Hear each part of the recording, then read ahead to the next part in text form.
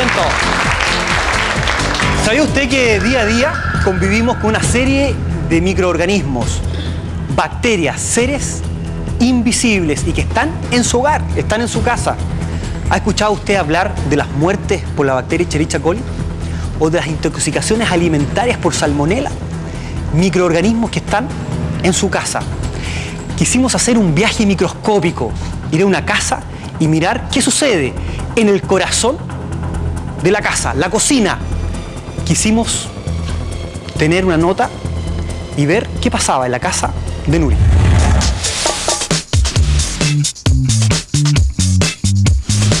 Mire, lo que vamos a hacer hoy es vamos a tomar muestras de su cocina. ¿Usted cocina a diario? Sí, generalmente sí. Todos los días. ¿Y usted mantiene su cocina limpia? Sí, es lo que intento hacer, limpiarla todos los días. Mire, yo con mi asistente ahora vamos a tomar muestras de su cocina. Bueno, ¿sí? No hay problema. Lo primero que vamos a hacer en esta cocina, que ustedes pueden ver una cocina típica de una casa, ¿cierto?, habitual, es poner una placa que nosotros le llamamos ambiente, donde vamos a dejar una placa, ¿cierto?, abierta. Son dos tipos de agar diferentes, y estas placas abiertas tienen la finalidad de captar lo que está en el ambiente, la espora o alguna bacteria que se encuentre en el ambiente. Vamos a dejar esta placa media hora mientras tomamos el resto de las muestras. La siguiente muestra que vamos a tomar es de la boca de la llave típica de una cocina, donde habitualmente uno lava con esta llave, cocina con esta llave. La siguiente muestra que vamos a tomar va a ser del desagüe del lavadero o del lavaplatos. Generalmente uno tira, ¿cierto?, los platos sucios y espera que el agua arrastre un poco la suciedad para posteriormente lavar, y en este desagüe, en la orilla, en la rejilla, quedan restos de alimento, que es obviamente un caldo de cultivo muy rico para que se desarrollen microorganismos, que es lo que vamos a comprobar ahora con esta toma de muestra. Ya, la siguiente muestra que tomaremos ahora nosotros va a ser de la llave misma, de la mariposa, donde uno da el agua o la corta. Entonces vamos a comprobar los microorganismos que se encuentran en esta llave. La muestra siguiente que vamos a tomar es el estiladero corrugado, donde uno habitualmente pone los platos, ¿cierto?, para que se sequen. Aquí vamos a tomar una superficie estandarizada que es de 5 centímetros cuadrados, y vamos a arrastrar con una tórula estéril todo lo que haya en esta superficie para posteriormente ir a estudiar en el laboratorio.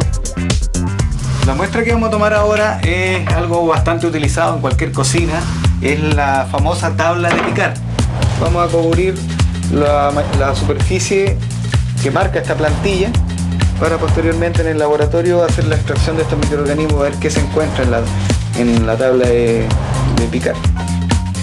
Ya, otro objeto que se usa bastante en la cocina, ¿cierto?, es una esponja, o en algunos casos un paño para lavar platos. Vamos a hacer el mismo procedimiento anterior, ¿cierto?, una superficie estandarizada, donde vamos a tratar de arrastrar lo que hay en esta superficie. La siguiente muestra que vamos a tomar en esta cocina va a ser el refrigerador que se encuentra en la cocina. La típica dueña de casa, la persona que esté cocinando, ¿cierto?, manipula el refrigerador, la manilla, ¿ya?, junto con los alimentos, y vamos a comprobar si esta manilla de este refrigerador tiene microorganismos. Vamos a ver en este cajón de verdura del refrigerador qué posibilidad o qué tipo de microorganismos vamos a encontrar. Se acaba de cumplir media hora de que nosotros abrimos estas placas, ya, que captan lo que hay en el ambiente, así que los vamos a proceder ahora a cerrar, ¿ya?, para ver qué es lo que se encuentra flotando aquí habitualmente en esta cocina y que obviamente puede caer en alguna eventualidad los alimentos que uno puede consumir o preparar. Mi estimada señora, ya tomamos las muestras, le aseguro que vamos a encontrar más de alguna cosa, más de alguna sorpresa, y ahí les vamos a contar. Espero que no sean muchas las sorpresas. Gusto de haberle conocido. Hasta luego. Ya nos encontramos en nuestro laboratorio de la universidad. Lo que estamos haciendo ahora es extrayendo, ¿cierto?, de estas tórulas que tomamos las muestras. ¿Ya? Previo borteo se está extrayendo los microorganismos que pueden estar en esta tórula. Posteriormente se hacen una serie de diluciones, uno en 10, uno en 100, uno en 1000, ¿ya? Y estas diluciones se siembran en placas, ¿ya?, por una técnica que se llama de rastrillo, para posteriormente estas placas incubarlo. En el caso de las bacterias las vamos a dejar entre 24 y 48 horas, y en el caso de los hongos se tienen que dejar por lo menos unos 5 días en incubación para posteriormente verificar qué es lo que hacer un recuento de lo que creció y tratar de identificar lo que está creciendo. Estamos con Nuri. Hola Nuri, ¿cómo estás? Y con el doctor Víctor Silva. ¿Cómo está, doctor? Bien, de la Universidad Mayor, donde se hicieron todas estas investigaciones de tu cocina. Ya, me sorprende, sí, porque por lo que veo hicieron un estudio completo. Nuri, ¿cómo estás? Bien. ¿Cómo está el aseo de la casa? Intento dejar la casa soplada. ¿Cuál es la rutina de aseo de la cocina? Porque me imagino hay un aseo intenso de toda la casa, pero ¿cuál es el aseo de tu cocina? Generalmente parto el día a las 7 de la mañana, toman desayuno los hijos, y ahí parto lavando toda la loza, preparo las ollas, las cosas para cocinar, y uso cloro, uso desengrasante. ¿Qué utiliza? Desengrasante, cloro. Más esas cosas. Doctor, y otra cosa, ¿sí? dígame, ¿No? pregunte. No, dígame, y aparte después ya uno se pone a cocinar y después seguimos con el lavado de la loza, digamos, del almuerzo. Y ahí descanso y me tomo la tarde libre. Ah, descansa, muy bien. Y ahí descanso, tarde libre. Víctor, esto es común en las casas de muchos chilenos, digamos, el tema del aseo con estos artículos que ella habla, pero de repente pareciera ser que son insuficientes. Como tú bien mencionas, Claudio, son los artículos que comúnmente encontramos en cualquiera de los hogares chilenos, ¿ya? Los productos yo creo que están bien. Lo que sí hay que tener una cierta sistemática en el proceso de limpieza y eventualmente de control de microorganismos de nuestra cocina. Víctor, ustedes procesaron, ¿no es cierto?, estas muestras que sacaron de distintas partes, como sabían en la nota, de la cocina de Nuri. La llevan, la cultivan, ¿no es cierto? Podríamos explicar que estos son unos medios de cultivo especiales donde ponen la bacteria y la bacteria empieza a reproducirse y empieza a formar colonias, donde empiezan a crecer y a crecer estas bacterias, y el doctor puede identificar entonces qué tipo de bacteria es y cómo se va reproduciendo. La primera muestra que se hizo fue una placa que ustedes dejaron abierta, donde empezaron a llegar un montón de microorganismos. Me gustaría, esa la tienes acá, me gustaría que la mostráramos.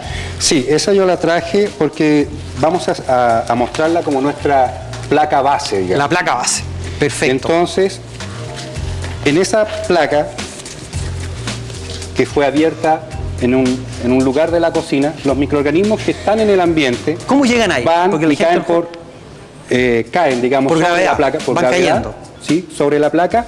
Después esto lo cerramos, se lleva una estufa de cultivo donde las bacterias se incuban a 37 grados Celsius, que es temperatura fisiológica nuestra, y los hongos a 25 grados Celsius, que es temperatura ambiental, ¿ya?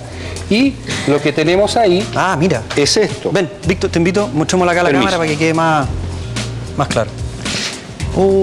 Lo que tenemos acá, voy a usar el fondo blanco de contraste, ¿ya? Es una serie de microorganismos de distinto tipo, poca cantidad y gran diversidad de microorganismos. Eso es normal encontrar en el ambiente. De acuerdo. No es esto extraño. ¿Esto de abajo qué es? Eso que está grande, ahí se ve... Esta colonia grande, y peludo, que es como una colonia peluda, como bien dice Claudio, para efectos prácticos, ya es un hongo filamentoso. Hongo filamentoso. Al igual que los que están acá al ladito, que son más chiquititos, ya. Perfecto. Que uno es Aspergillus, esto es, si lo vemos por atrás, es un hongo negro.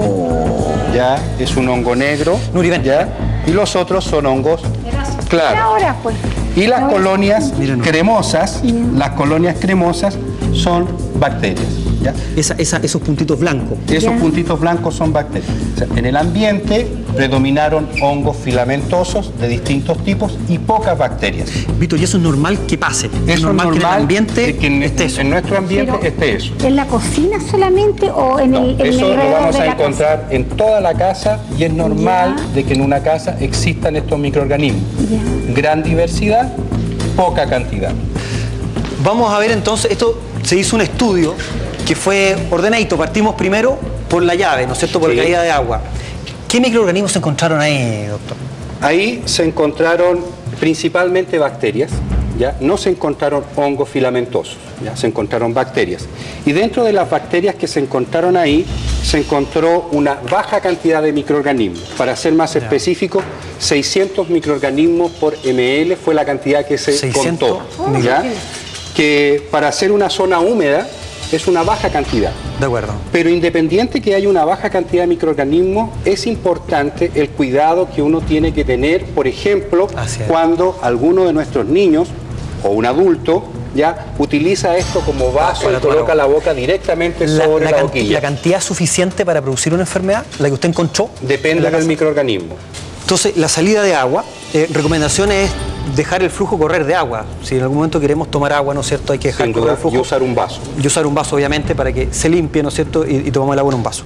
El segundo lugar fue el resumidero. El resumidero, exactamente. Ahí hubo un mayor número de microorganismos, alrededor de 7.000 microorganismos por ml, ¿ya? Más de 10 veces superior a lo que había acá, porque obviamente aquí se concentran los microorganismos. Exactamente. Y la diversidad era mayor. Mayor número y mayor diversidad, principalmente de bacterias. Y aquí una de las bacterias que nosotros aislamos, que después nosotros la vamos a encontrar en otras muestras, son enterobacterias. Enterobacterias. Son bacterias que habitan normalmente en nuestro tracto gastrointestinal y que son indicadores de contaminación fecal en cualquier muestra. ¿Cómo llegaron ahí? ¿Cómo llegaron ahí? Esa es la pregunta. ¿Cómo llegan esas bacterias a ese lugar de la cocina? Hablamos de restos de caca. En teoría... ¿De qué estamos hablando? Sí. Porque para explicar bien a los amigos, ¿ya? Las enterobacterias son bacterias que habitan normalmente en nuestro tracto gastrointestinal. Y cuando uno las identifica en una superficie inanimada o en una superficie animada como nuestras manos, quiere decir de que tanto la superficie inanimada como nuestras manos han estado en contacto con algún elemento que tenía heces. ¿Ya? Caca. Un tercio del peso de las heces son bacterias. ¿Ya? Ahora, ¿cómo llegó eso ahí? No lo sabemos, porque nosotros no buscamos la fuente ni el reservorio. Son dos palabras desde nuestro punto de vista técnico en microbiología que dice el lugar de donde están estas bacterias. Pero en forma concreta, ¿cómo pueden llegar ahí? Porque la gente hoy día, independiente de la explicación válida que tú das, es ¿cómo llega ahí? ¿Llega por un alimento? ¿Llega por las verduras? ¿Cómo puede llegar? Principalmente, creo yo, por alimento. ¿Ya? Me explico. Si uno compra una verdura que ha sido previamente regada con aguas servidas de canal de regadío, esa verdura va a llevar heces y va a llevar las bacterias típicamente que están en las heces.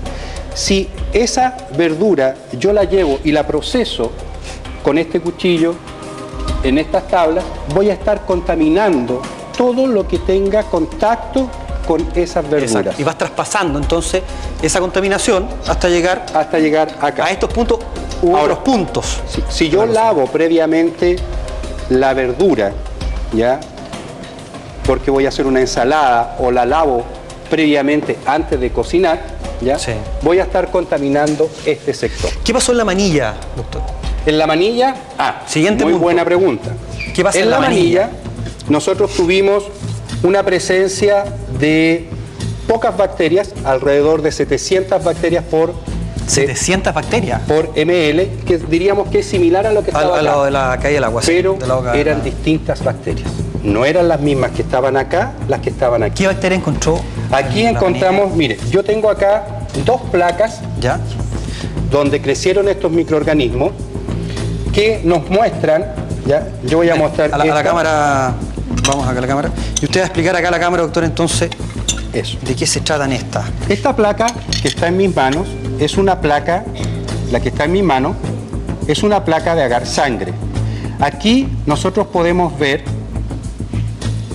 un grupo de bacterias que son más claritas. Esas bacterias se llaman Staphylococcus, ¿ya? Staphylococcus. Y las amarillitas, esas son Micrococcus. Los Micrococcus son bacterias, llamémosle, buenas. Dentro de los Staphylococcus, como tú bien sabes, Claudio, tenemos algunos Staphylococcus que viven en nuestras manos, pero hay otros Staphylococcus que causan infección. El que causa infección, que es una importante bacteria piógena, se llama Staphylococcus aureus o Staphylococcus dorado. Y el que vive en nuestras manos es Staphylococcus epidermidis o saprophyticus. Pero yo quiero que se concentren ahora en la placa, en esta placa blanca. Increíble el desarrollo que hay acá. Vean ustedes, esta es una placa que además de permitir el crecimiento de bacterias, permite también el desarrollo de hongos. Y esas colonias más grandes de textura cremosa... ¿Esas blancas? Esas blancas grandes de textura cremosa... Esos puntos blancos, ¿los pueden ver? Levaduras. Levaduras. Esas levaduras son cándidas. Levadura del género cándida. ¿Han escuchado hablar de las candidiasis? Es una enfermedad que les causa, por ejemplo, es un hongo patógeno oportunista, una levadura. No sirve para hacer pan, pero sí causa importantes infecciones, lamentablemente, en las damas. Cuando están en su edad reproductiva, el 70% de las mujeres, lamentablemente, va a cursar con algún cuadro de candidiasis vaginal o vulvovaginal. Y se llama oportunista además porque puede producir infecciones en pacientes que tienen bajas sus defensas. ¿Por qué esta contaminación en la llave? Lo que la llave lo que está reflejando es justamente, podríamos decir, una radiografía microbiológica de las manos de las personas que han tocado la llave en la última limpieza. ¿Qué pasó en el sector acá del secador? En esta parte donde está el secado de plato. Esa muestra es muy interesante. Esa muestra es muy interesante. Ahí nosotros encontramos una gran cantidad de microorganismos, alrededor de 15.000 microorganismos por centímetro cuadrado. O sea, en un centímetro cuadrado, 15.000 microorganismos.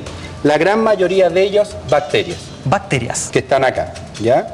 Ahora, estas bacterias, te la voy a cerrar porque está un poco... Vamos a mostrar acá. Está fuerte. Nuri, ven. Ven para que veas acá, vamos a mostrar las bacterias. Todas estas son bacterias. Todas estas son bacterias. Y las bacterias más pequeñitas son enterobacterias. ¿De dónde vienen las enterobacterias? Oye, Víctor, el olor es espantoso. No te acerques mucho, que están vivas. Ya, no te acerques mucho. Fuertísimo olor. Sí, eso es porque son las bacterias que están en nuestras guatitas, que ayudan en el proceso de fermentación, ¿ya? Entonces, sí, el olor, para los que estamos aquí cerca... cerrémoslo. Es mejor cerrarlo. Vamos. Eso lo encontramos en el resumidero, donde se lava, donde cuelga, donde dejamos la loza y donde gotea toda la loza. Como bien mencionó Claudio, el hecho de que yo deje estilando la loza va a mantener esta superficie húmeda. Para los microorganismos, el hecho de tener humedad facilita su reproducción. Por lo tanto, las bacterias se van a aprovechar de esa humedad constante que está acá para crecer. Para poder reproducirse, ¿no? Y si lamentablemente llegó enterobacterias, o sea, contaminación de bacterias fecales, van a reproducirse rápidamente. Recuerden, o les voy a decir, que una bacteria se demora media hora en reproducirse. ¿Media hora? ¿Qué pasó? Nosotros nos demoramos 9 meses. Bueno, imagínate. A veces un poquitito más. ¿Qué pasó con la tabla, doctor? En la tabla también es... En la tabla nos llevamos una gran sorpresa positiva. A ver. Porque nosotros hubiésemos esperado que, como acá se procesan muchos alimentos, hubiese sido el sitio donde hubiésemos encontrado un gran número de microorganismos. Pero afortunadamente aquí habían pocas bacterias. ¿Por qué? Probablemente creemos nosotros que con la limpieza en esta superficie por arrastre se eliminan microorganismos. Y si se deja secar, ya, si no está húmedo, la bacteria va a ser difícil que crezca. Así que aquí habían alrededor de 700 microorganismos solamente por centímetro cuadrado. En la madera, y dadas las rayas que van quedando, ¿no es cierto?, por el trabajo que uno hace arriba de la madera, uno tiende a pensar que en esas rayitas pueden empezar a quedar más microorganismos. Podría ser una superficie de mayor contaminación. Sin duda. ¿Hay alguna recomendación de usar un tipo de tabla específica? Plástica, madera? ¿Qué es recomendable como para el trabajo con los alimentos en la casa? Yo diría que depende del alimento. ¿Ya? ¿Por qué? Para aquellos alimentos que uno sabe que vienen con mayor contaminación microbiana, yo prefiero la utilización de plástico. Plástica. O, mejor que el plástico, vidrio. No sé si ustedes han visto tablas de vidrio. Hay de vidrio. Sí, hay. Es lo mejor la tabla de vidrio. Facilita una mejor limpieza y mantener nuestra cocina limpia para poder procesar los alimentos. Otros alimentos que no vengan tan contaminados, la carne, cualquier otra tabla. ¿Ya? Tenemos los útiles de aseo, la esponja. La esponja. También se analizó la esponja. ¿Qué encontramos en la esponja, doctor? Ah, la esponja, sí. La esponja, nosotros encontramos una gran cantidad de microorganismos. Sobre 15.000 microorganismos por centímetro cuadrado. La esponja. Esto nos llamó mucho la atención. ¿Por qué? Porque nosotros, este es el instrumento o el artículo que utilizamos para limpiar todas las cosas de nuestra cocina. Platos, cucharas. Hagamos una encuesta. ¿Quién de ustedes utiliza la esponja en la casa? Levante la mano. Mira. Todas. 100%. ¿Ya? Ahora, aquí las bacterias que nosotros encontramos, y si tú quieres se lo podemos mostrar a la cámara para que la gente lo vea. ¿Tenemos la muestra? Sí, tenemos la muestra. Vamos con la muestra. ¿Cuál es? Estas dos. Nuri, ven para acá. Ven, acompáñanos, mira. Préstame eso. Ah, espera, esto está en la esponja. En la esponja. Lo que utilizan el 100% de las personas hoy día en el estudio. Atención, muchachos. Esto que está acá es la placa de agar sangre, y lo que tiene Claudio en su mano es la placa de agar McConkey, otro agar especial para bacterias entéricas. El agar es un medio de cultivo. Si colocamos las dos darle puntas, comida a las bacterias. Eso, ahí podemos ver que hay un gran número de microorganismos. Y como lo vemos en la placa donde está la mano de Claudio, ¿ya? Acá. La gran mayoría de los microorganismos que creció eran microorganismos de la guatita, o sea, enterobacterias. Enterobacterias. O sea que es un indicador Coliformes de contaminación fecal. Coliformes Fecal. En la esponja. en la esponja. ¿Ya? Caca en la esponja. Ciérralo porque está... ¿Cómo sobreviven a los detergentes, Sí, porque a el los cloro, ¿cómo sobreviven desengrasantes? a todo eso? Aquí Son de fierro estas bacterias. Sí, las bacterias se van adaptando a las condiciones. En este caso, las enterobacterias se van protegiendo y pueden sobrevivir a la acción de los potentes químicos que utilizamos en el hogar, Perfecto. como el cloro. Y ahí hay una pregunta. Por ejemplo, el cloro, ¿usted lo utiliza con agua fría o lo utiliza con agua caliente? con agua fría. Con agua fría. Sí. Muy bien. El cloro se tiene que usar con agua fría, porque si yo lo utilizo con agua caliente, se evapora el cloro y además de irritarme las vías respiratorias, no va a estar ejerciendo su acción contra los microorganismos Así es. en los artículos que lo estoy utilizando. Doctor, pasemos al refrigerador. Vamos a... Acá se hicieron 2 muestras, Nuri, ¿no es cierto? De la Doctor, manilla. En la manilla Sí.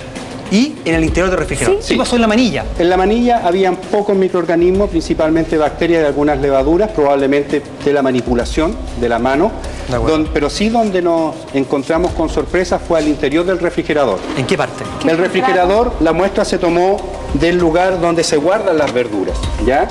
Y donde se guardan las verduras, uno esperaría que el refrigerador, que está a una temperatura de 4 grados o menos, no existiesen microorganismos o existiesen muy pocos microorganismos.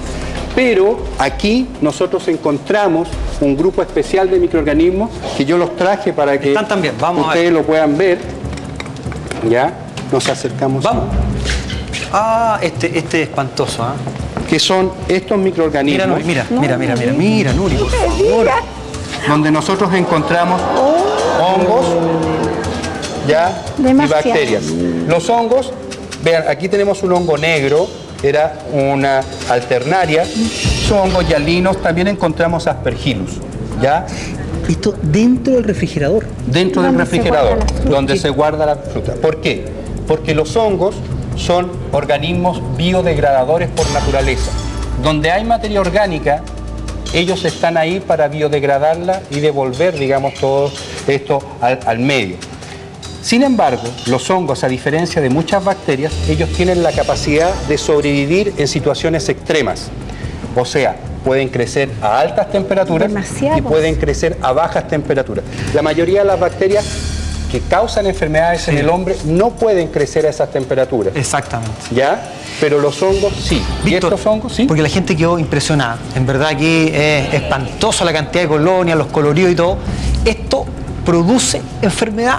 ¿Alguien puede enfermarse por esta contaminación que estamos mostrando en pantalla? Sí, mira, en relación a la patogenicidad de los hongos, ellos tienen 3 mecanismos de patogenicidad. Uno es la invasión, el segundo es la toxicidad y el tercero es la hipersensibilidad.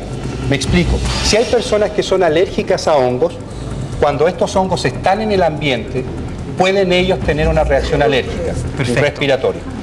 El hongo también puede invadir a las personas que, si somos aparentemente sanos, no estamos inmunodeprimidos, estos hongos a nosotros no nos causan daño. Nuestro sistema inmune los controla y evita que ellos causen enfermedades en nosotros.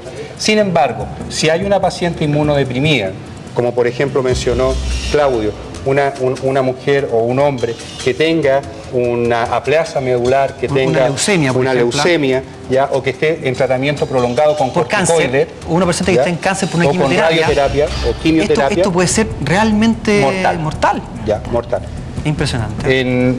Nosotros, digamos, tenemos datos de que en nuestro país estos hongos están presentes y causan infecciones y lamentablemente también matan personas. Víctor, me gustaría preguntarle a la Nuri. Nuri, ¿qué opinas de esto? ¿Qué pasó con esta? No, yo estoy asombrada de todas maneras porque uno se preocupa de manejar la casa limpia. Exacto. De todas maneras. Pero te das cuenta que hay gérmenes en los lugares, insospechados. Jamás pensamos que en estos lugares pueden haber gérmenes. No, porque uno vive, echa cloro acá, cloro por todas partes, y yo le explicaba que he hecho soda y también me dicen que no mata. Y Nuri, una mujer, la gente que fue, los periodistas que estuvieron en la nota, tremendamente pulcra y limpia hasta el aire, limpia todo.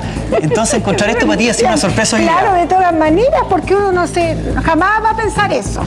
Jamás va a pensar que tiene microbios en la plata. Uno sabe que en el baño es más fácil encontrar más microbios. Nuri, veamos solución, aprovechemos que está Víctor, que es experto en el tema, para empezar a ver soluciones, y todo el público está hoy día acá, han quedado asombrados con esto, pero veamos cómo manejamos en la casa los útiles de aseo en forma correcta.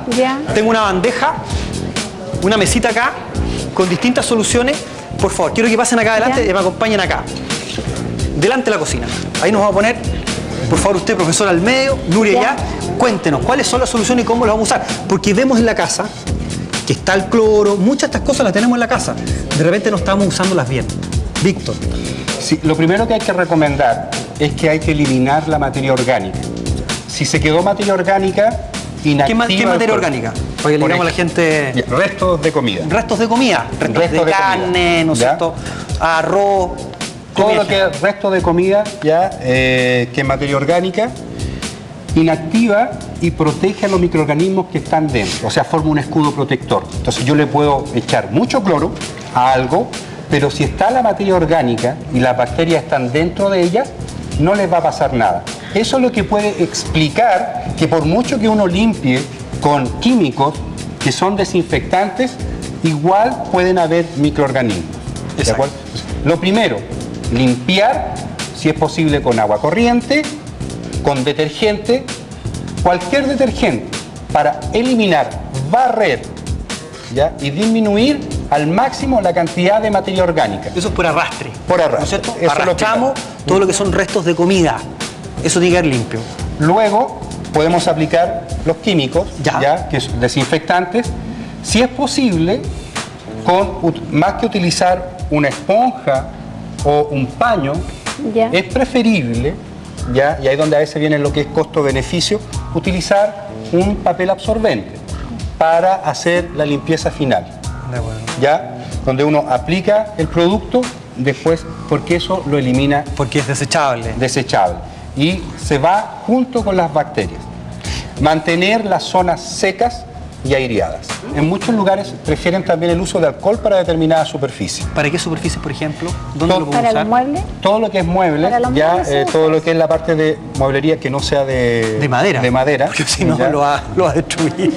Que no sea de madera. Y para la parte de vidrios también puede ser fantástico. No usar el alcohol a absoluto o al 95%. Hay que diluirlo. También se diluye, digamos, uno lo lleva en el laboratorio a lo que se llama el 70%. ¿Por qué se diluye? Porque la presencia del agua permite y favorece la penetración del alcohol al producto. Perfecto. Pasa lo mismo con el cloro, ¿no? Pasa lo mismo que con el cloro. Permite que penetre, ¿no es cierto?, en el cloro. ¿Qué pasa con la esponja? ¿La esponja se puede utilizar? Los dueños de casa que tienen esponja hoy en la casa, ¿qué hacemos? Sí, la idea de la esponja es mantener un cuidado con ella, porque nosotros vimos en este reportaje que se puede transformar en un reservorio e incluso en un vehículo de transmisión de las bacterias. Una casa donde usted colecciona bacterias. Doctor, pero generalmente uno renueva la esponja. Exactamente, se va renovando. Cada vez que yo dejo esto acá, yo ya lo acabo de contaminar. O sea, ¿qué me estás diciendo? ¿Que tengo que ocupar y botarla? No, porque si no se va a quedar sin presupuesto a final de mes. No le va a alcanzar así. ¿Esto se puede traer en alguna solución que permita desinfectar? Lo importante es evitar que quede guardado húmedo, que quede con agua. Entonces, la última vez que yo lo utilice, sabiendo que con esto voy a lavar la olla, los platos y voy a botar la materia orgánica, lo tengo que enjuagar bien para eliminar los restos de materia orgánica. Después yo lo exprimo al máximo y lo dejo secar. Exacto. Si esto se guarda húmedo y con materia orgánica, voy a tener un caldo de cultivo de bacterias y otros microorganismos. Va a coleccionar bacterias en la esponja. Víctor, yo quiero agradecer tu presencia, ha sido tremendamente instructivo. Muy entretenido, te pasaste, Víctor, muy agradable. Nuri, Nuri, agradecer a Nuri porque nos dejó entrar a su casa, ver su cocina y contarte que esto que te pasa a ti, Nuri, le pasa a muchos chilenos y a muchas dueñas de casa hoy día, que gracias a esta exploración que hicimos en tu casa pudimos aprender. Así que muchas gracias, Nuri, por dejarnos entrar a tu casa. Usted que está